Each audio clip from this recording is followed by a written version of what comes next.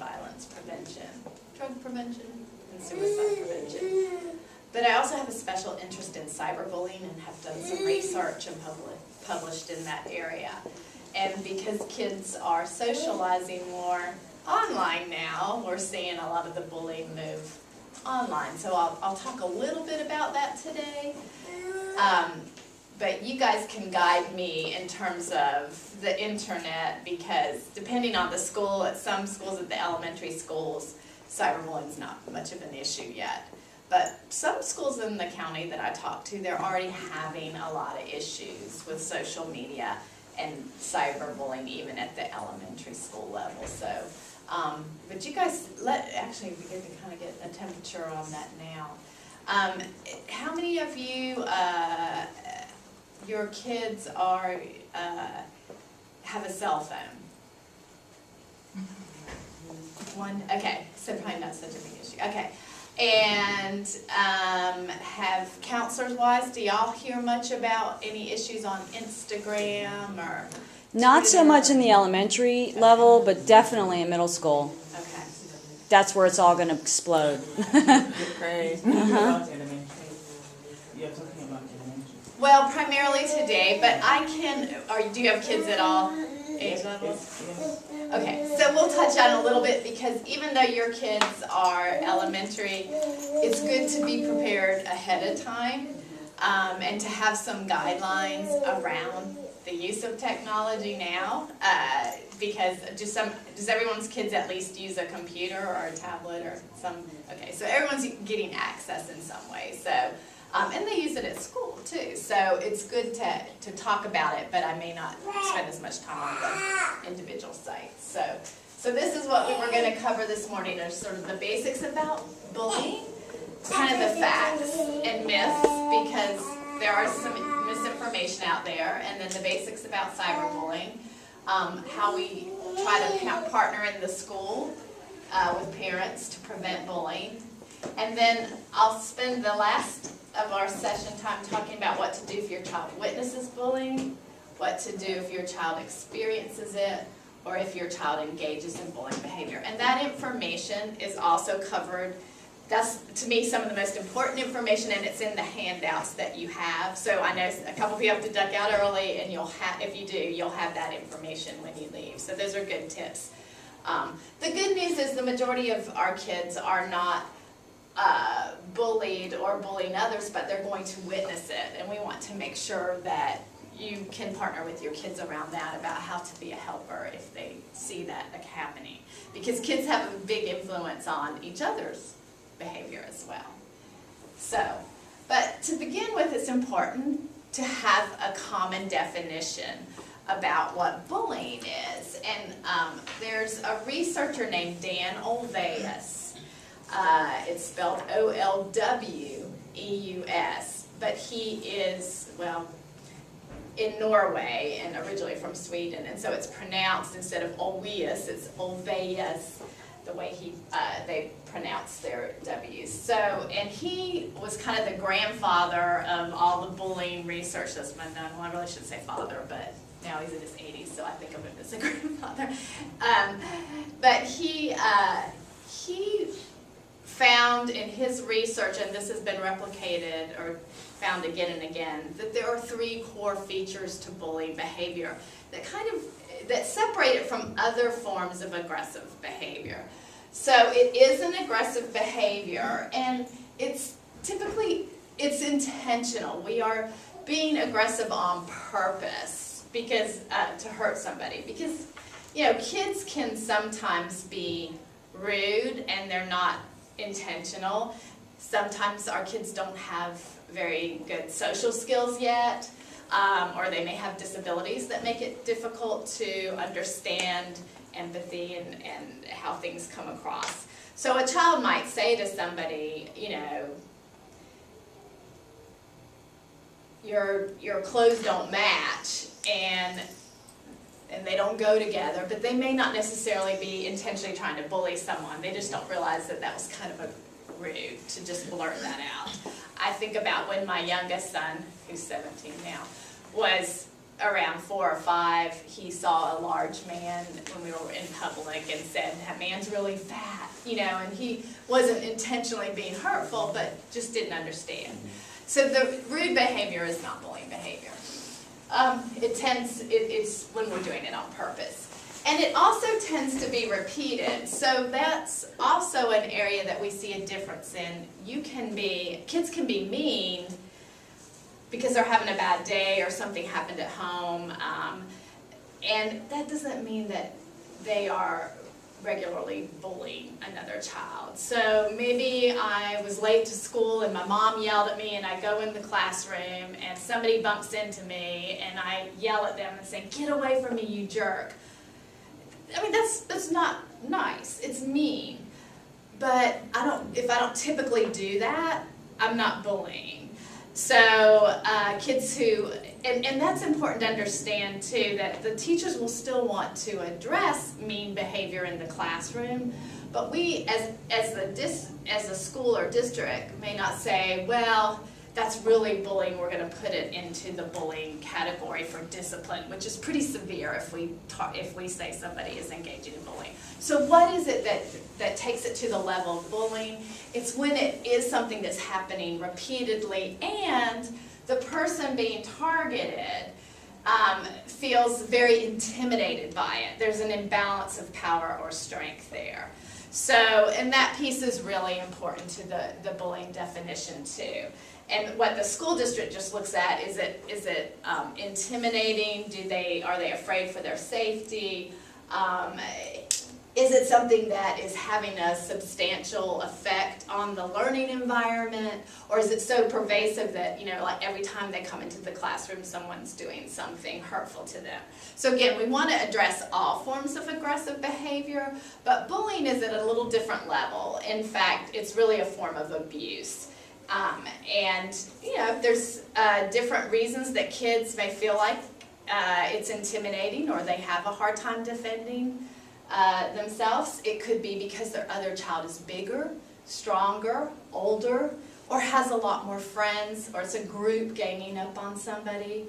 But sometimes we see it in more subtle ways, again, whether it's because it's, you know, the popular group picking on a child who just doesn't have very many friends, and so it's hard for him or her to stand up to the group. So these are the things that we are looking for.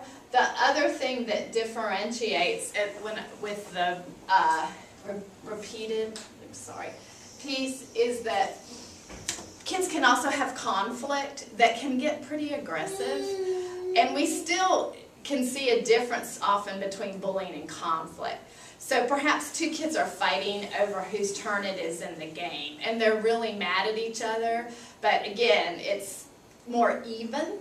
There's not intimidation there, and so they're just yelling at each other over whose turn it is, and sometimes, you know, that may get physical where there's even shoving. Now, we might still discipline that under fighting, and we'll say, you know, that's wrong, and we're going to address it. But again, there's a difference between conflict and bullying. And with conflict, often, once it's resolved, either aggressively by a fight, or the kids just talking and working it out, it tends to end. But with bullying, it'll keep coming back up. So that's, again, another difference. So it's just, I think, helpful to understand, because, and I spend a lot of time on this for the schools because there's so much attention being paid to bullying right now that anytime a kid says something mean to another kid, they'll say, "He's bullying me," and they'll go home and tell their parents, you know, "Joshua bullied me today," but probably Joshua was mean to me today is what he or she means. And we still want to know about it because we want to track it, because if Joshua is mean to me the next day and the next day and the next day, then we're going to say, okay, this is getting, you know, into the bullying realm. So any questions on that, on the definition? Okay. And that is, and for the kids we say bullying is when someone says or does something mean or on purpose, and the person who's being targeted has a hard time defending him or herself. And it happens over and over. So with bullying, we really are seeing that it has more in common with abuse, and that affects us in how we intervene, because it's more like if you had that imbalance of power of domestic violence going on, or child abuse. Again, that balance imbalance of power affects how you intervene, and you're not going to try to pull the kids together and just talk it out. If it's a true bullying situation, they probably need to be intervened with separately, and there needs to be consequences for the child engaging in the bullying, and we need to make sure that there's a safety plan for the child who's being targeted. So it has more in common with peer abuse. Now, bullying, of course, there's many forms of it, right? It can be very direct with hitting, shoving, kicking, pushing, threatening somebody, racial slurs. But some forms of bullying are much more subtle or indirect, not as obvious. So if I kind of sit back but I have other people to do the dirty work for me, that's a form of bullying. Some kids are really good at controlling behind the scenes, and guys do that, but girls do it too with some of our queen bees that realize how to work the group. Spreading rumors and gossip, that happens as the kids get closer to the middle school age, and that's difficult to deal with too, because teachers are less likely to know that the rumors, gossip, and exclusion is going on. Whereas if we walk up and we see a child tripped or shoved, it's easy for us to intervene and say that's not okay.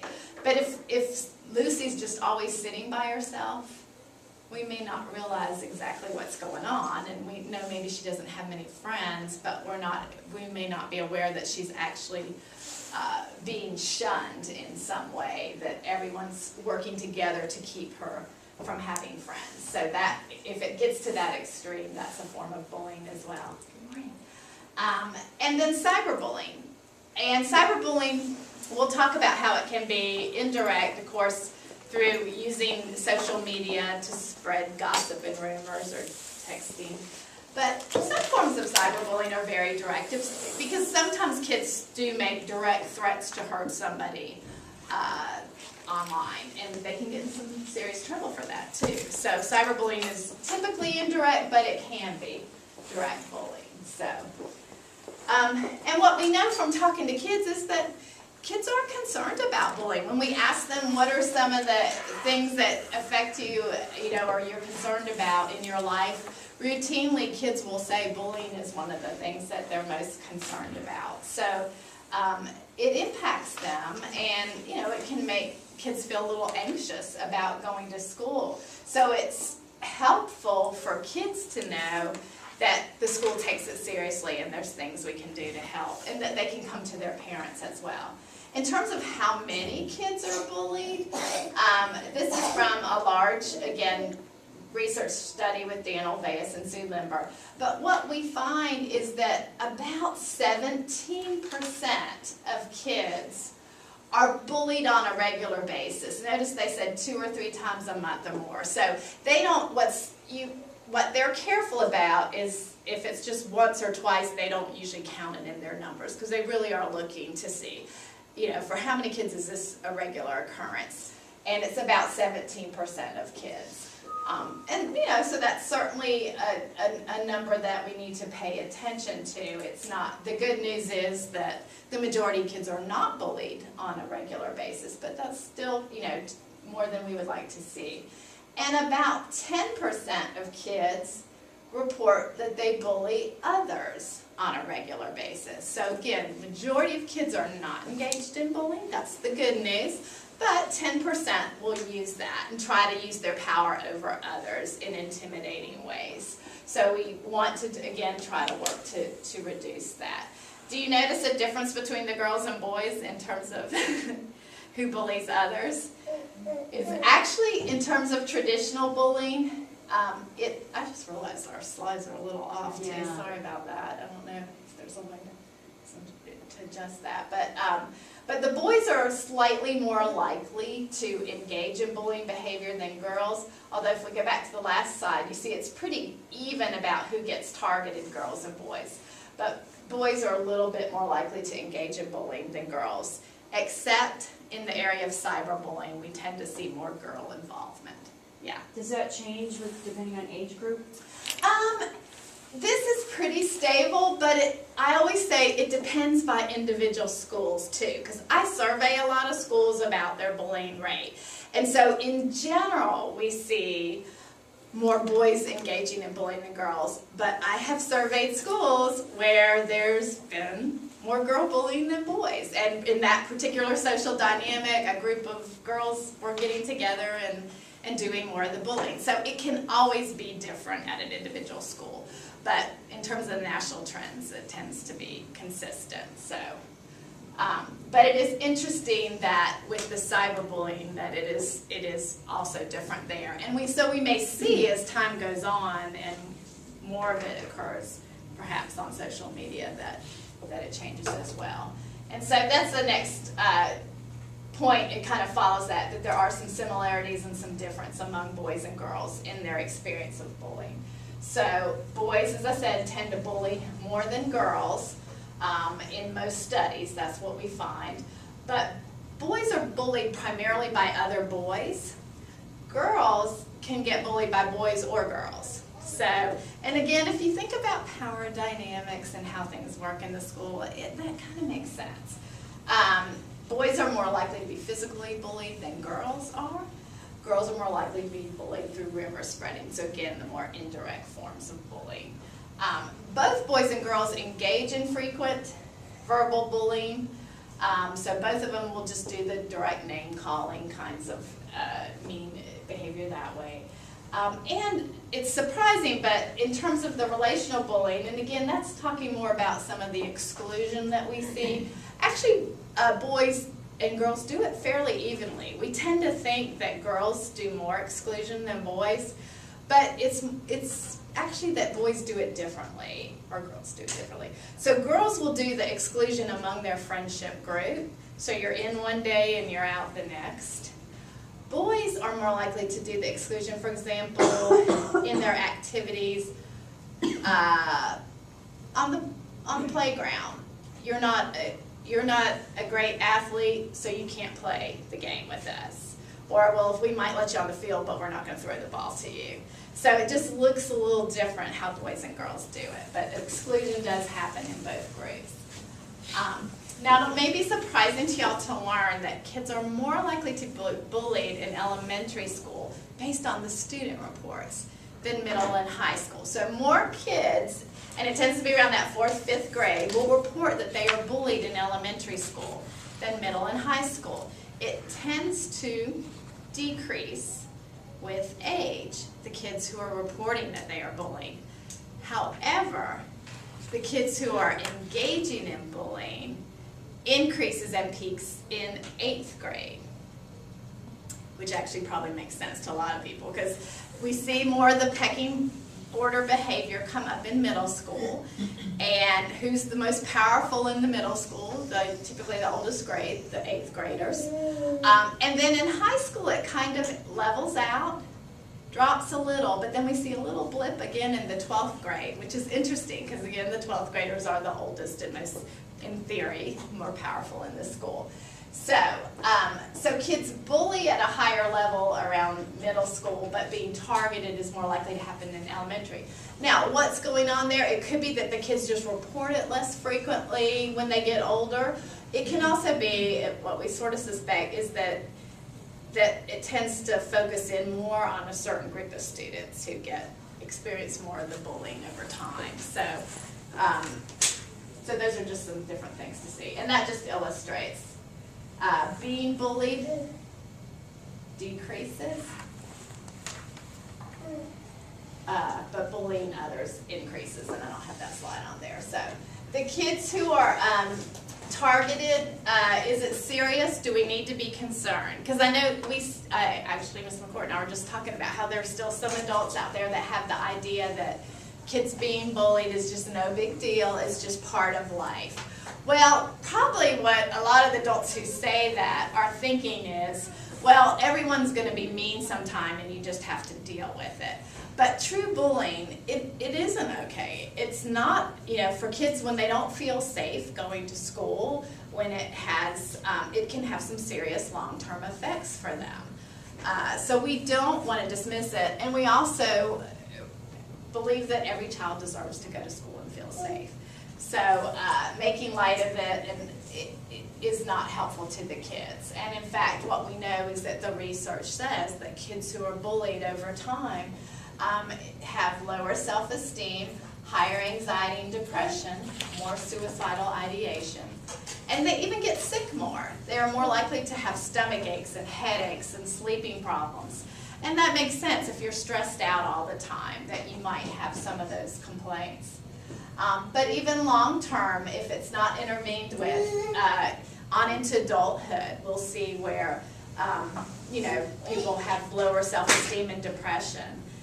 And they're, in talking to adults, sometimes they remember some of the bullying they went through and talk about how it still affects them today, or they'll say, well, I just don't I don't trust people easily, I don't have a lot of close friendships, because they still remember what it was like to be ridiculed, humiliated, or abused. So it does affect people's self-esteem for years to come. So, but there are certain groups that are more likely to be targeted, and we share that for you. Any kid can be bullied, but certain groups are at greater risk. Now, typically, kids who get targeted may tend to be more passive and sensitive in nature, and they're just those kind of kids that perhaps the kids who are aggressive realize they can get a reaction out of. And your shoes light up too, that's so great. Right there. But there are also another group who tends to be more reactive, and those are the kids who get targeted and target back, and we call them the bully victims or provocative victims. They don't do it doesn't mean that they deserve to be bullied, they just may have some features about them that kids are more likely to pick on them because of their reaction. But certain groups also are kids who are more likely to be targeted. Those with learning disabilities, ADHD, so kids with poor impulse control, that may be part of that provocative victim category. Kids who are on the autism spectrum are at greater risk for bullying. Kids with special health care needs that kids don't understand. So something where the kid sort of seems different in some way can be a reason that they're targeted for bullying. Of course, kids who are obese, and then kids who are lesbian, gay, or even just what we talk about as gender non-conforming. And what that means is if we have kids who just don't act the way that other kids think a boy should act, or they don't act the way a girl should act. So when they have like the box that they think kids have to act one way to be a boy or a girl, that can be problematic. So kids get targeted for that. He runs like a girl, or he laughs like a girl, or she doesn't, she only wears pants. And everybody else is wearing dresses. Those can be things that get them targeted as well. And so it's really important to spend some time with kids about the fact that there's many ways to be a boy, many ways to be a girl, and we don't have to have such strict stereotypes. And it makes it safer for the kids, for everyone, when we say that that's not okay for them to say things like that's so gay. So we encourage staff to intervene when they see that kind of behavior. Because even if the child who's being targeted and called gay, whether he or she is gay or not, it makes everyone feel a little bit more unsafe.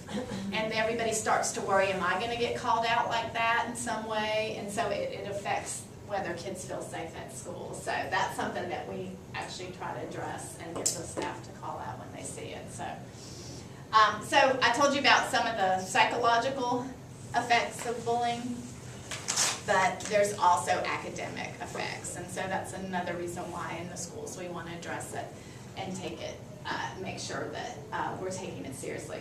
Because it's hard to do your best at school if you're feeling afraid, and we do see that kids are more likely to try to avoid school. It becomes a truancy issue, and they participate less, and they say they dislike school and have lower grades. So it does affect academic achievement. But the other key finding that we have is that kids are reluctant to tell. Now actually they're more likely to tell at the elementary school level. So again, that's probably why we see more reports in elementary school of bullying. But as they get older, they are less likely to want to tell. There's a kind of idea among teenagers, adolescents, that you're not supposed to snitch, so there's that issue. There's the fear of retaliation. Anything else that you guys think gets in the way of kids telling an adult? Well, sometimes parents are overprotective, and children do not like that. Yeah, kids will say, well, if I tell my mom or dad, they'll just overreact and make a big deal out of it. And so I don't want to tell. Or they say at the school, that it'll just make things worse for me. They don't trust that the school can handle it well. Or I'm afraid if I tell them, they'll let the student who was bullying know that I told. So we do have to talk with our kids and let them know that, I'll try to work with you and solve the problem. We're not going to make a big, and as parents, it's important not to panic and get real upset and have your kids see that, because it's almost like they start to think, oh, I've upset mom or dad, I must have done something wrong, or they're getting too upset, so I'm just not going to come back and tell them next time. So as parents, it's really important with all concerns that our kids come to us and share, to be able to take those deep breaths and take a moment and try to stay calm. And it's hard sometimes, I know. Again, I have 2 sons, and there were times where I would want to go into what we call mama bear role, Yes. I'll show or I'll tell them, but they just cringe when we do that. Mm-hmm. So the best response if your child confides in you about bullying or cyberbullying or anything related to problems at school, to say, thank you for telling me. You did the right thing. I know that must be hard, but let's talk about, what are some things you've tried, and let's see if we can come up with some ideas of other things to try, but to let them know you can handle it. That's all what you're, because they're checking to see, can mom or dad handle this? Is this safe to tell them? Or are they going to freak out and I realize I just won't tell them anything anymore? So it's really important to be a calm parent, even if it means you need to say, okay, that's really important. I'm going to go in the other room for a minute and I'll be right back and we're going to talk about it some more, but get yourself under control before you have those deep conversations. So those are, and it's important for kids to hear from the counselors and the teachers that we can keep things confidential too. That we're not going to go up to the student who was bullying and say, hey, Patty told me that you did this. We can come to them and say, we've heard from a number of sources that this has been a problem. Yeah, we don't have to use names, but kids are worried about that. But we also have to let them know that if there is retaliation, because it can happen, that somebody just assumes they told and comes after them, that if there's retaliation, to let us know and we can take additional steps to keep them safe. The other thing that's important to know is that, again, it's kind of the good news, is that the majority of our kids don't like it when they see bullying happening. It's not something that kids like and generally try to egg on, even though we sometimes see, the movies that show kids egging it on. Sometimes kids will join up if they see a fight. They're curious about what's happening. We try to work with kids to say, don't support that. Don't stand around and watch, because that shows support for it. But most kids say they don't like it when they see bullying happen, and they actually feel sorry for the person who's being targeted. And that means they have empathy. And that's important. Empathy is what helps protect against bullying. If I care about how someone else feels, it's harder for me to be cruel and mean to them. So as parents, we want to work with our kids to be able to understand, ask them questions about, well, how would you feel if someone did that to you? Really work with them on empathy, or even perspective taking. I know that you're really sad that it rained today and your soccer game got canceled. Can you think of anyone who might be happy that it rained today? Why might that be? Help kids to see there's many perspectives and that there's not just their way of thinking about things. And that is helpful in preventing bullying. Kids who engage in bullying tend to have less empathy. And the idea is what's important is only about me, so it's easier to hurt other people. Or they may be kids who have also again, are more of our reactive bullies who've got some pretty low self-esteem and have been hurt a lot, and so they hurt back. But those are things to keep in mind, that building that empathy and perspective taking to prevent bullying. And we'll come back to talk about what to do if your kids are bullied or bully others. But I want to talk a minute about the technology, because that's a new piece to bullying, that it's happening online now too. So instead of saying mean words to someone's face, I might put it on a social networking site like Facebook, or someone might share a picture on Instagram, and I might write, "What an ugly picture, I wouldn't share that if I looked like you." Yeah, so there are mean ways that kids engage in bullying, but they do it online instead of face-to-face. And we see that about 80% of teenagers now have a cell phone, but by the time they're 12, about 58% of kids have a cell phone. So kids are getting phones at pretty young ages. And that, there can be safety reasons why you want your child to have a phone, but it's very important to have guidelines when you do decide they're the right age to have a phone about how they use it. Most kids have access to the internet. We always say, the teenagers say they have an email address, but mostly to communicate with adults, because how do kids communicate with each other? Text. It's all about the texting, or instant messaging if they have an instant message program.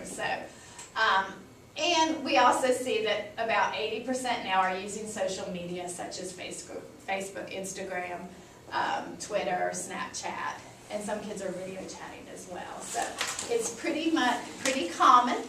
I asked a group of high school students in a focus group how they felt if they lost their access to technology, and these were the feeling words that they gave me.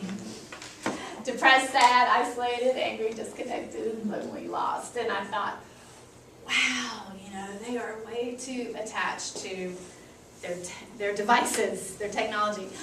But then I realized, as Dana Boyd said, that it's not so much that kids are addicted to technology, but they're addicted, especially in the middle and high school years, of being connected to their friends and talking to their friends. And that's normal. When they get to adolescent, friends become very important to them. So part of this is just that wanting to always be with their friends, and social media allows that, and texting and various devices. So I also know that a lot of adults feel this way now. How many of you have gone out and left your cell phone at home recently? And does anyone feel a little anxious or disconnected when they, yes. Anyone get so worried they go back and get it? I do. So I realized, okay, this was in 2010. I was like, well, the kids got there first, but a lot of adults are starting to feel that way now. But it is important to recognize that while it's nice to be connected to people we care about and our friends, there's a downside to always being connected. We also need downtime. So it's very important as parents right now. You hear a lot about mindfulness right now. People are talking about how do we make sure we're fully present with the people that we are with face to face. It's very important as adults that we model that, because kids also complain that their parents are always on their phone. Their parents are always on their laptop.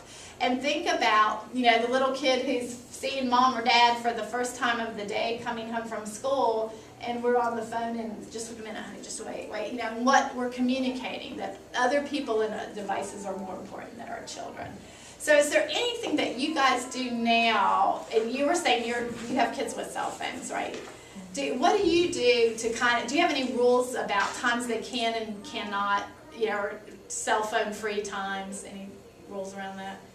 I tried to put the rule there, but it didn't really work so well, because they felt that, they felt sad, but I tried to. The only time is in the night, so I have to be on it. I have to make them charge it in my room. Okay, yeah. So a lot of parents I think that those are good things to think about before you if you don't have your kids on devices, to set a ground rule. And I think it's a good idea to have some agreements in writing when your child first gets a phone, but to say at, 8 o'clock, mom, or 8:30, or whatever, you know, depending on the age of the child, mom or dad collects the phones and they are in a charging station or they're in mom and dad's room during the night, because we see a lot of kids who have difficulty sleeping because they're on their devices all night. So you want to protect sleep time. That's a time for them to wind down and also have some self-reflection. Now, a lot of parents do the no phones at the dinner table, evening meals, you know, so kids have to learn that if somebody texts them while they're having dinner, they're not to respond because this is meal time. So thinking about times you want to protect. Some families will do outings without devices, or have the Sunday evening or the Monday night family game night, you know, no devices at that time. So we need to teach kids that they don't have to always be reactive to the phone. Because again, a couple weeks ago I had a group of middle school girls I was talking to, and in this group all but one said that they were allowed to have their phones with them all night. And so they said they slept with their phone next to them. And I said, so what happens if you get a text at, say, 11:30 at night? And they said, I know, I react to it, I'll start texting. And that's when they should be asleep. So it is important to set those guidelines. But one of the young ladies said, well, my mom makes me give it to her and she keeps it in the room, so my friends know that after 9:30 I'm not going to be texting. So, and that, you know, so it allows her that break that I think is so important. We don't want to say that technology is all bad. Kids are doing lots of good things online, whether it's producing, editing videos, music, writing blogs. They get involved in social and political events. But mostly they're using it to keep in touch with their friends. And so they do need some guidelines about what's okay and what's not there. And there are those risks. There's inappropriate conduct that they may get involved in if they overshare or share too much personal information, or they cyberbully somebody. They may have inappropriate contact by people who are strangers or just, you know, not appropriate to be interacting with kids. And there's inappropriate content online too. So for some parents, they also make some decisions to have some filters in place, or they use monitoring software or apps or programs to kind of be able to still monitor what their kids are doing online. So there are risks you have to decide as a parent. Of course, communication is the most important thing, but sometimes with new users it is a good idea to have some filters or use some monitoring because they are going to make mistakes, they're young, and they need some guidance. And even though they are the digital natives and technology is their first language, they do not have the digital wisdom that comes from life experience. And as parents, we do have more life wisdom than they do. Even if we don't understand Twitter or Snapchat, we still probably can figure out that when you get your driver's license for the first time, it's not a great idea to take a picture of it and put it on Instagram. But a lot of kids do that because they don't realize that now they're sharing all their identifying information, and they can be at risk for identity theft, fraud, and we've seen even college students who put pictures of their first credit cards online because they just don't get it. That's a bad idea. So again, having conversations with your kids about what they share and what's not okay to share is important, and you really got to start that early. You are still the #1 influence in their life until they get to the teen years. Friends become #1, but even in the teen years, you're #2. So they are still listening to you, even though they don't act like it. They really do still hear you. You can use news stories, current events. Hey, I saw in the news that this football player, professional football player, got tricked and thought that he was in a relationship with this woman, and it turned out not to be a real person. Do you think people can pretend to be other people online? Do you think everyone is who they say they are online? You know, have teachable moments. Or I heard about, you can share with them about the stories about cyberbullying that come on the news and say, do you ever see someone bullied or cyberbullied, and how do you try to help if that happens? And make sure you're communicating your values along the way about treating others with respect and being, caring to others. And that's what's going to have the biggest influence, because that's what we want them to internalize. When your kids start to download different apps, maybe you're letting them use your tablets or phones to play games. A good place to find out if something's appropriate for kids in the age range is commonsensemedia.org. I love this website. It gives you lots of information. If you want to learn about, is Kick Messenger okay for my kids to have? You can look it up on Common Sense Media, which, by the way, some of the messaging platforms become popular when kids get to middle and high school because it's free messages versus text messaging that might have a cost to it. But there are downsides to Kick Messenger because, again, it's easier you use a screen name, it's easier to hide your identity.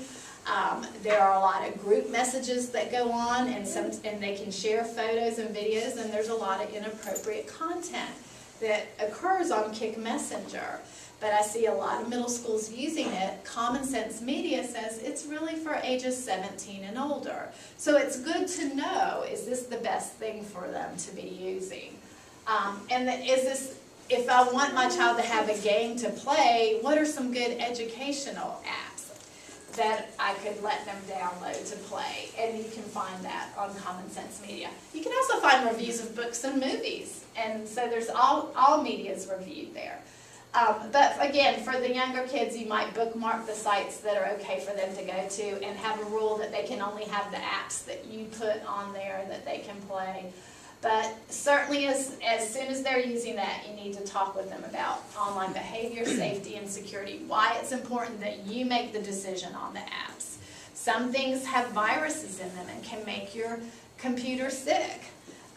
It can hurt, some things gather information that could be hurtful to your family. So you want to make sure that they know that they have to clear it with you. They never share their address and their phone number because that's too personal. And of course, even social security numbers, but I want them to know that. They should never be giving that information. But as they get older, instead of relying as much on you monitoring it and perhaps using some software, recognize that they've got to start developing their own knowledge, skills, and values. Because when they get up into the high school upper grades, they are going to be using a lot of things that you can't always keep up with. And if your child's been handling it well, you may decide at junior or senior years that they can have their device in their room. I want to see how they manage it. Because eventually they are, of course, going to be adults and off on their own. But what's helpful is if along the way you've had lots of conversations about it so they can develop the filter that's between their ears, and that's the most important one. So I'm not going to spend a lot of time on Facebook just because now the younger generation, what we're seeing, a lot of them are skipping Facebook too because that's where the old people are, or that's where mom and dad are. But primarily it's also, a lot of kids will use it just to have it like the phone book. But they say, it's not instant enough. I'd rather be involved in the engaging instant messages on Instagram and Twitter and Snapchat. But I wanted to let you know about this other website. ConnectSafely.org is a great website that shares information for parents on Facebook, Instagram, Snapchat. It talks about the privacy settings and walks you through, these are the best privacy settings your kids should be using if they are using these features. So, because keeping in mind that Twitter is public and searchable by default. So if your child has a Twitter account and they're posting tweets, anyone can see those tweets unless they protect their tweets. So kids don't always realize that they think that only their friends are viewing it. But they forget that if a college wants to Google their name and their email or name is attached to their Twitter account, all those tweets will show up. And maybe those tweets were appropriate, but maybe they're not. Maybe they're saying mean things about other people or sharing inappropriate content. So kids have to also realize they're developing a digital footprint. And also, you know, people can use it to just learn more about them. Instagram, again, mostly kids are just sharing photos, and there's nothing wrong with that. But it can, some kids, again, the default setting is public, so it's important to set it to private, so you can choose who follows you and who sees your photos. You don't want your photos out there for everyone, perhaps. And as one parent of a 5th grader told me, she said, I didn't worry that my daughter was on Instagram, but I didn't know much about how the privacy settings worked. I didn't know the difference between public and private. And I saw she was just putting pictures of kittens and, you know, butterflies on her Instagram, so I wasn't really worried. She said, but then one day I realized she had a lot of followers. And I started looking at who her followers were. And a lot of them were adult men. And she's a 5th grade girl. She said, so I just didn't realize that anyone could follow her. So that's the importance of understanding if you are going to let your child use social media, you need to know how it works, at least the basics on privacy, and Connect Safely is a place to go to learn about that. But it's a good idea if you use it too, so that you can kind of keep in touch with what they're doing. And so and then Tumblr is another, that's a blogging site, so there's a lot out there. And Snapchat has become popular, and that's the one where you share photos and you can set for it to disappear after 6 seconds, 8 seconds, 10 seconds. And the kids like it because they get tired of having so much out there that to them it makes sense to just share a funny picture of me in the moment and then have it disappear, which can be a positive thing.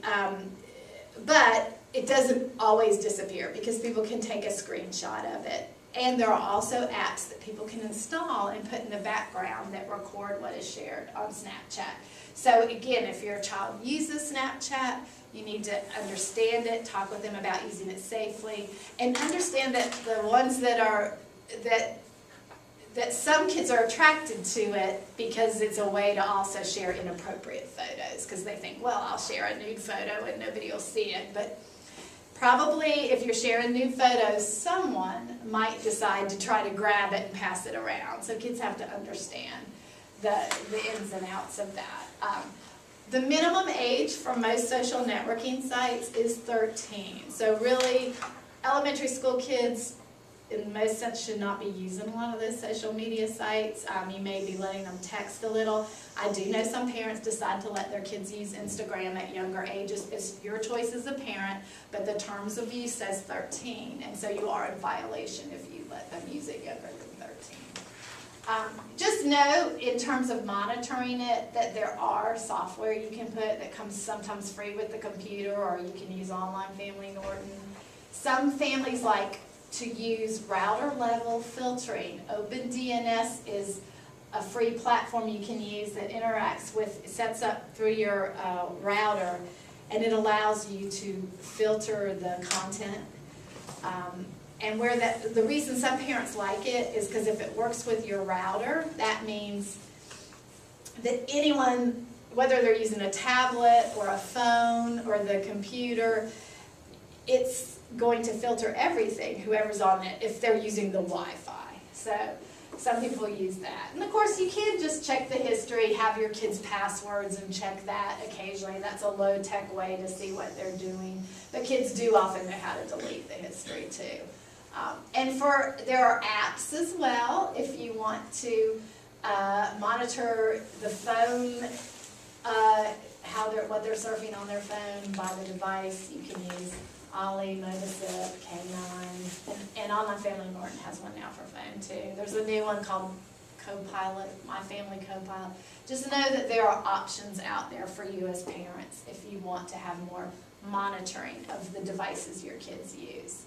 So we've kind of already talked about what cyberbullying is. It's similar it's just bullying through the tools of technology. It's also typically aggressive, repeated with a power imbalance. But the difference is that it's easier to be anonymous, and kids are more likely to say or do things when they don't see the other person face to face that they wouldn't do with traditional or face-to-face. So that's what disinhibition refers to, is that I wouldn't say this to your face, but online it's easier to do that. We see that with adults too. We see you read the comment section in a news story, and you see a lot of nasty comments that adults put too. So a lot of us are not as polite or civil online as we could be. The other issue with cyberbullying is that it's easier to have access to the person now. So it used to be you could bully someone at school, but you would go home and have a break. Now I can bully you at school, but I can also leave mean comments on your social media accounts. So, and it's easier to replicate and share things that can be persistent and searchable for years to come. So that's important, unique features to cyberbullying. It's actually not more common than traditional bullying. Traditional bullying still happens more frequently. But what we see is that it can heighten the effect of bullying. If kids are being traditionally bullied and cyberbullied, we can see even more severe effects. And just like with traditional bullying, we see anxiety, depression, absences, suicidal ideation with cyberbullying too. So we see a lot of overlap between the two. There's some research that says if kids are only cyberbullied, like for example in a game with people they don't really know who are being nasty to them, they're less likely to have severe effects of it. It tends to be more when they know the person or suspect it's someone from school that they have a relationship with, that they have worse effects. So I'm going to skip us ahead now to knowing that our schools, what we're doing in the schools, we try to use a whole school approach where everyone is trained and aware about bullying and knows what to do, and that we have to supervise kids closely when bullying happens, and try to fold in discussions about cyberbullying as well in our bullying prevention efforts. And what we try to do through our class discussions and lessons about bullying is to help kids understand what they can do to help, because we know that the majority of students who observe bullying think they should do something to help, but they're not sure what to do, or they're afraid to act. So we try to spend time, skip over that slide, helping them to see that there are things to do. And so we talk about it in the classroom. We have rules school-wide. We intervene individually with students if we see bullying happen. We try to partner with the community around bullying, and of course have topics like today and sharing information with parents so we can all work together around bullying. But for you as parents, we just ask that you are a role model, that you demonstrate respect, both online and offline, and model that for your kids. That's a really important role you can take. Talk to your kids about bullying and cyberbullying. Ask them if they see it, how they would handle it, what they would do. So have those questions, dinner time, dilemma discussions. What would you do if this happened to you? Have you ever seen a classmate feel like they were left out? How could you include someone who was left out? What would you do if somebody said your friend can't play in the kickball game? So help them to have those discussions, talk about when teasing's okay or not okay. It's okay among friends if everybody's joining in. It's not okay if it's one-sided, one person's being targeted. It's not okay if someone asks you to stop and you keep doing it and you can tell they're sensitive. But if your child witnesses it, and these are in the handouts, make sure that they know how to get help, who they should report it to. And again, these are things we talk about at school too. If they feel safe doing so, they might be able to say, hey, that's not okay, leave him alone. Or she can play with us, it's okay. If they don't feel safe, there are still some steps they can take, either by telling an adult about it, or going up and offering support afterwards to the student who was bullied. So even if I may not feel safe standing up to James when he's bullying Jimmy, I could go up to Jimmy afterwards and say, I'm sorry that James was being mean to you. I don't think that's right. And I just want you to know, that if you want to sit with us, you can, or, let me know if there's, if you want to hang out with us later, or I'm going to let the teacher know, do you want to go with me to talk to the teacher? So there's different things they can do to offer support. And that's what we talk about in class meetings too, and including others. But it's important not to cheer or support when they see bullying or any form of cruelty happening. If your child is bullied, again, it's important not to blame them. Well, what did you do? Now, it's okay to say, what happened right before they stole your backpack? So you may find out, well, you know, I was playing a game with them and they thought I was being too rough. So then they grabbed my backpack and ran off with it. I mean, you might get some information, but we're not going to blame them because nobody deserves to be bullied. But you might, and we don't want to say just ignore it, because typically by the time they come to tell us they've tried ignoring it and it's not working. I mean, a one-time mean incident, yeah, it is a good idea to ignore it. But if it's happening over and over, they've probably tried that and it's not working. So they get frustrated when parents keep saying, just ignore it. Listen to them supportively. As I said, check your emotions. Don't be the reactive mama, papa bear. You know, be very calm with them. Also, don't encourage physical retaliation. And I know that's a hard one. Any parents here feel differently about that one?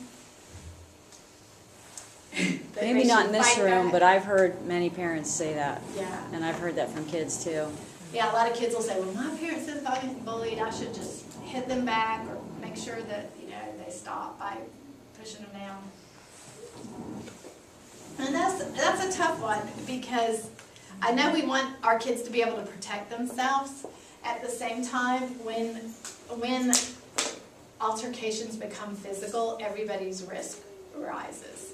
It's much more likely for someone to get hurt. They're also, in schools, they have to discipline. You know, if there's a fight that breaks out, both parties are going to have to discipline. But I think about cases where sometimes kids will decide to meet after school and have a fight, and you know, someone may bring a weapon, or the reason that we have the bullying law originally had it in Georgia is because two high school students were, one of them was bullying the other, and the kid finally decided he had enough, and he told the kid he'd fight with him when they got off the school bus. And when he got off the bus, before he turned around, the kid hit him from behind. And he had a shot in his head, and it killed him. So, you know, again, when it becomes physical, everybody's risk is greater, someone can get hurt. So we want to get adults involved before it gets to that. So as a parent, it is important to document it and report it. If you are concerned that it's been going on, you know, to say, there's been these 3 occasions, I want you to know about it because I'm seeing a pattern here. Or it happened once and she tried to ignore it, but it's happened again, so I'm letting you know. That helps the school know they need these reports so that they can address it.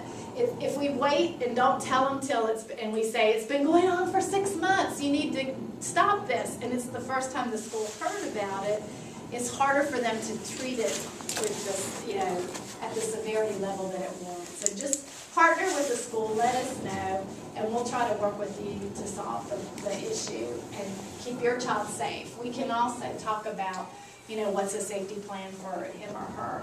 It's great if your kids have positive hobbies and activities and interests and friends, they tend to get through bullying better. So the more positive activities or connections they have, the better. So make sure they have some contact either with other friendly students at school or outside of school. And then talk about what are some safety strategies that we can do. If it's happening on the playground, let's talk with the teacher about making sure she's standing near you guys on the playground. If it's happening between when you change classes, let's see if we can work to do something about class schedule changes where an adult is there to help provide extra supervision. Or maybe we can have a friend that walks with you in the hall. Or a hand signal that you use with the teacher to let him or her know something's happening. And make sure you're providing a supportive home environment as well. School counselors are great resources for you, and your child may need some extra support if they're experiencing this. If your child's bullying others, it's just important to have a clear message that that's not okay. and help them, again, to try to develop that empathy and understand how that affects others. I would give them consequences, but also think about, and a logical consequence for bullying might be to reduce their social activity, and in the schools they may, again, if you're getting into aggressive behavior on the playground, you might have to have recess where you do an activity right next to the teacher until your behavior's better. So there's different things that the school might do, but you can do that at home too. But think about how they can repair the harm. If they damage somebody's property, they may need to replace it. If they spread gossip and rumors, they may need to correct that or let someone know that it's not okay. If they posted it online, they may need to remove it and apologize. But recognize that kids who engage in bullying often do want to feel more powerful. They have a goal of power. Some of them have some good skills, they just need it directed to a positive way. Look for ways they can be a leader in a helpful way versus a harmful way. And also feel free, let the counselor or school personnel know if you're concerned about their behavior with others that you've seen that maybe the school doesn't know about. And we can get you, again, we can get outside support for kids who are engaging in a lot of aggressive behavior if they need some intervention around that. With cyberbullying, again, a lot of your kids are not socializing a lot online, but it's important for them to know when they do that it's very easy to have misunderstandings when we're have any of you ever sent an email or read one that you kind of took it the wrong way, or you regretted that you sent it after the fact? I mean, I know I have. I've had, because you can't hear somebody's tone of voice, that sometimes you can misunderstand. So the best thing to do is to clarify face to face and not respond if you're angry or upset. We teach kids not to forward information, because sometimes that's a way that bullying can happen. Something that was intended for one person, that message, they copy and paste it and share it with someone else to stir things up. And really just to watch that they're not saying mean or embarrassing things to others. But if they see cyberbullying happen, they can also be part of the solution as a defender by not gossiping about it, by not putting the mean comments there. On most of the social networking sites, you can report cyberbullying. You can report it if you're targeted, and you can report it if you witness it. Facebook has little links you can click on next to it where you can report it. So there are ways to get content removed, but finally, it is a relationship issue, so it's best for kids to try to deal with things face to face. And our website, Cyberbully Help, has more information. Net Family News is another good one. I mentioned Connect Safely. And there's also obeus.org and the Stop Bullying Now website.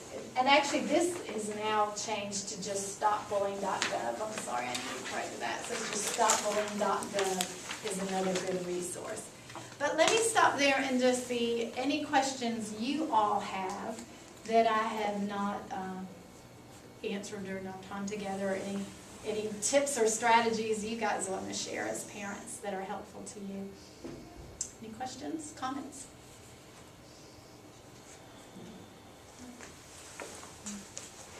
You didn't have to do a lot of translating, because it was all on the screen, right? That's good, it helps. All right. Well, those tip sheets are good, handy resources for you. And we just appreciate, again, that you guys would come out and learn, because that's what it's about, is all of us working together. As I said, the good news is the majority of kids are not engaging in bullying or being targeted, but we can all help if we see it happening. As parents, we can help. As teachers, we can help. And our kids can help too. We want them to be part of the solution, and that's what they're trying to do at Russell Elementary School. So thank you so much, Ms. McCourt, for having us out here. And I'll stay after if anyone wants to talk with me about an individual concern. Thanks, you guys. Thank you, Ms. Agustin.